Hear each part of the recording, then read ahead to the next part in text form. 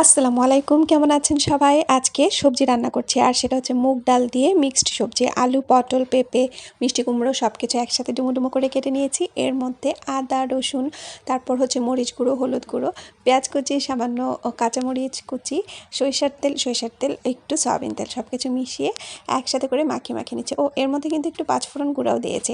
তো পাঁচফোড়ন গুঁড়া দিয়ে সব কিছু একসাথে মিশিয়ে মাখিয়ে রেখে দিই। ছোলার ডাল দিয়ে অনেকেই এই সবজিটা করে থাকেন অথবা খেয়ে থাকেন, অথবা হোটেলে এরকম সবজি ছোলার ডাল দিয়েই বেশি করে।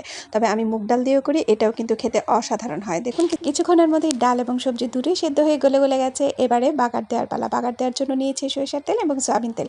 প্রথমেই তেলের মধ্যে রসুন কুচি এবং শুকনো মরিচ ভেঙে দিয়ে ভাজা করে তারপর এর মধ্যে পেঁয়াজ কুচি দিয়ে দিয়েছি। পেঁয়াজ কুচি যখন ভাজা হয়ে গেছে, এরপর এর মধ্যে দিয়ে দিয়েছি পাঁচফোড়ন। আর পাঁচফোড়নের গুঁড়াটা আমি ইউজ করি সবসময়, যাতে কামড়ে না লাগে। এরপর এর মধ্যে দিয়ে দিচ্ছি সবজিটা প্রথমে অল্প করে দিতে হবে, তারপর সবজিটা ঢেলে দিতে হবে। এটা কিন্তু একটা টিপস, সবজি বাগার দেওয়ার সময় প্রথমে অল্প দিতে হয়, এরপর পুরোটা সবজি দিতে হয়। তাহলে কিন্তু সবজির যে ফোড়নের ঘ্রাণটা খুব সুন্দর আসে এবং খেতেও দারুণ হয়। হয়ে গেছে ফোড়ন দেওয়ার পর কিছুক্ষণ ঢেকে রেখে এরপর বাটিতে সুন্দর করে ঢেলে নিলেই রেডি হয়ে যাবে একদম রুটি, পরোটা, ভাত সব কিছু দিয়ে খাওয়ার জন্য তৈরি মুগ ডাল সবজি। এই মুগ ডাল সবজিটা খেতে যে এতটা মজা, অবশ্যই আপনারা ট্রাই করবেন। আজকে এই পর্যন্তই। আল্লাহ হাফেজ।